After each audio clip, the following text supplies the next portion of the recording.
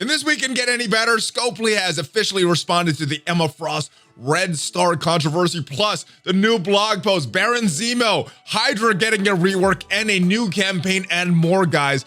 Yes, good stuff. So if you're ready for it, find that like button, and you know what to do. Let's go smash it. ValleyFlyin.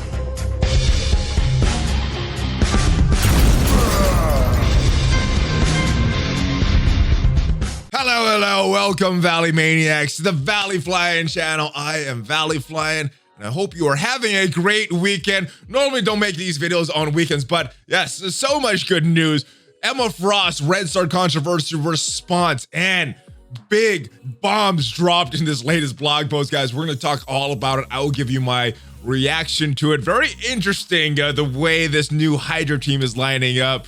But first, guys, let's go talk about this. A response from Cerebro on Reddit to this Red Star controversy for Emma Frost. So if you guys don't know what happened, the first iteration when Emma Frost was originally released, Red Star, she was not in those orbs.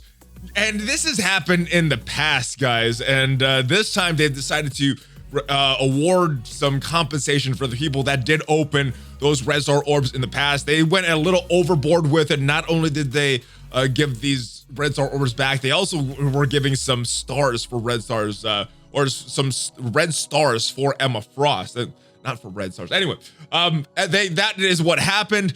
Community was mad because it's overcompensation, which is normally good, but it's overcompensation for a certain segment of the population or of the player base, and yes, it's not consistent because this has happened in the past. Nobody's gotten rewards. So with all this said, response on Reddit from Cerebral. Thank you for your feedback that you've been providing for Red Star's dev team. Is currently reviewing these comments and having discussions on this topic. As it's getting late on a Friday evening, the team needs some time to more properly prepare, properly review the feedback. We'll reconvene next week for further discussion. We appreciate your patience in the interim. I love the communication. You know, it is saying, yes, we hear you. We don't know what the response is, and this is very different than in the past. Normally, or before Cerebral's gotten here, the community just meant to wonder, what is going on? Do they hear us? They hear us. And like I said on the live stream when I was talking about this topic, I think that Fox Next has stepped back in the past, like, whoops, we made a mistake, and let's make this right. I think that they're going to do that in this instance. We will have to wait till next week to get an official response to that, but yeah, I think they're going to make it whole. I think they got to award Red Stars to everyone, and I think a 3-star or higher would be a little too high. Or higher than 3 stars would be too high, but maybe a 1 or 2 or 3 to the entire community. I think that may be something appropriate in this instance. What do you think should be the response by Scopely in this situation, guys? Let me know in the comments. Let's jump ahead to this blog post, though, because this is more good news. Baron Zemo right here being announced as a character, and we will see him right down there. But yes, he is the new Hydra character coming and getting some reworks to the other Hydra members. I know I was confused when Red Skull came out. What about Crossbones? What about Winter Soldier? And why does Grenadier still suck? Well, it looks like there are supposed to be 2 Hydra factions is why. So Baron Zemo, he is the face, the new face of Hydra. And that's kind of what it's looking like this team is billed as, guys. The new face of Hydra, especially with what their kits are looking like it's supposed to do. All right, he is a villain, global skill controller. Keep that in mind, guys. And of course, he is a Hydra member. So yes, limbs that could not get cut off was a reference to Hydra, is what Drew told me. So his basic, very, very basic, applying assist now to a Hydra Grenadier ally who was not touched in that Red Skull rework, guys. So he is getting a use. And he is attacking the primary target for 290% damage. Is this the first time that we have seen percentages in a character introduction from a blog post? Normally it just says for damage. So I'm happy that they included this. We still don't know the base stats of Zemo, Baron Zemo, but this does help us to get his get a picture of what his kit will look like. These percentages have not been included in the past, so I like that they've included. But it's basic, very, very basic, as a basic should be. Special, dominating blow, energy cost 2 out of 2, which means you're doing this every other turn. So almost like a 1A, 1B for the basic. What is this doing? Clearing 3 death proofs from the primary target. What teams can you think of that have a lot of death proofs on them? We're gonna get to that in a little bit, guys. But he's attacking the primary target for 450% damage. If a primary target is a minion, attack that minion for 900% damage. Oh, a minion team. Minions with a lot of death proofs. So, yeah, interesting team. What that is, what's coming to your head, guys, especially what team that he is on right here. But piercing damage, minions killed by this attack cannot be revived. What minions be revived? They have death proofs.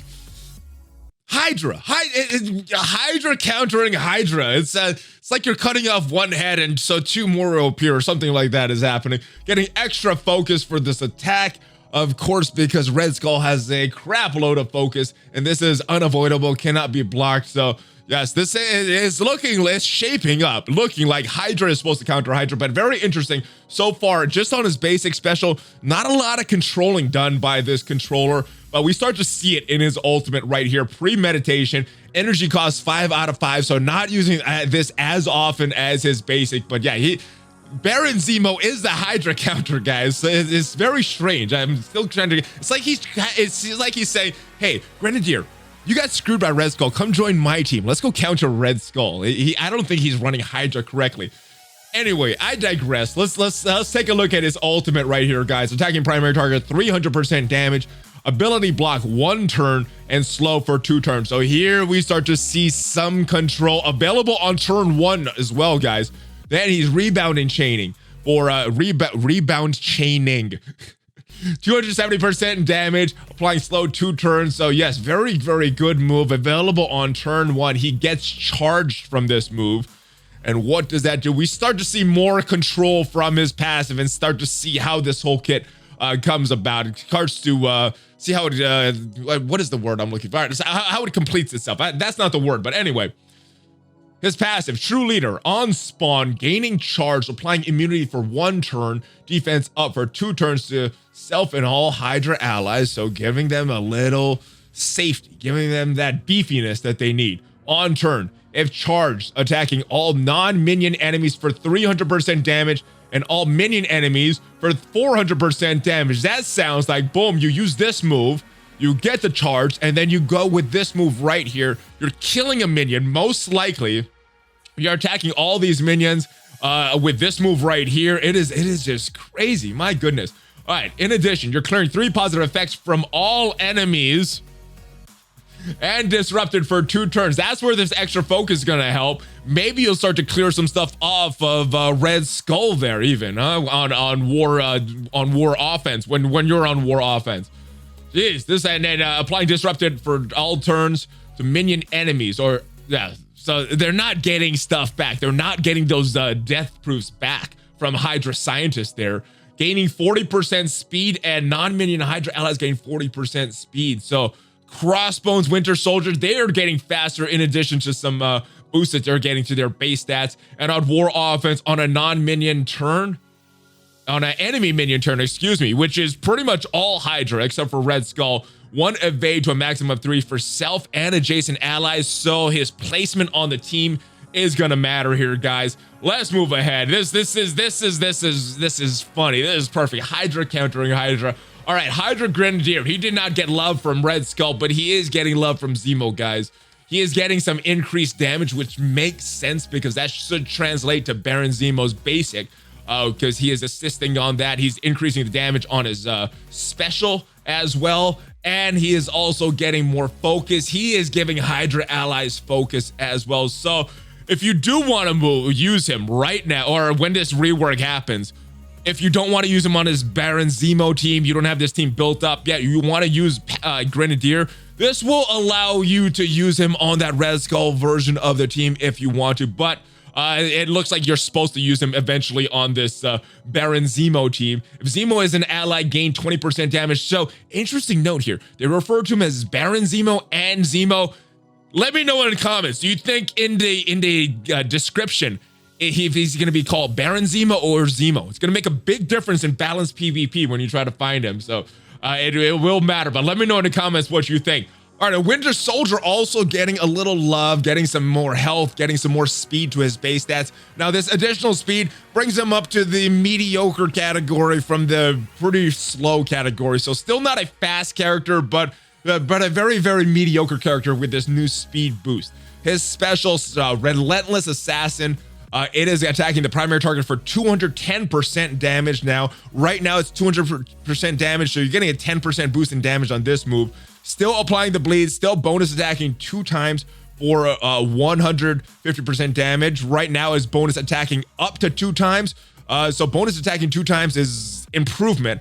150% damage, that stays the same. Right now, 50% chance to apply bleeds, 75% chance right now, or when this gets updated. So slight increase to that chance as well. His passive also getting a little love. He is getting a 15% crit chance. That is staying the same.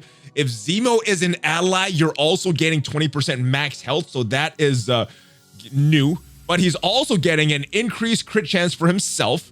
And that is new, but he's still giving this extra 10% crit chance to Hydra allies. So getting extra 10% crit chance and then more health when Zemo is an ally with his updated passive. Let's take a look at Crossbones here, guys. And he is getting some adjustment to his base stats as well. More health, more damage, more armor, wrath. That is his taunt right here. He's healing himself for 20% of max health right now. Right now, that is 15% max health. And if Zemo is an ally, that goes all the way up to 30% health. So on a Zemo team, doubling his healing that he is doing. Ultimate is Detonate, that big boom one. This is the one that he does damage to himself, and it looks like this is going to be available on turn 1 when we take a look at his passive. But he is also gaining defense up, so still gaining his death proofs, still doing some big damage to himself and enemies. But yes, gaining defense up as well if Zemo is an ally.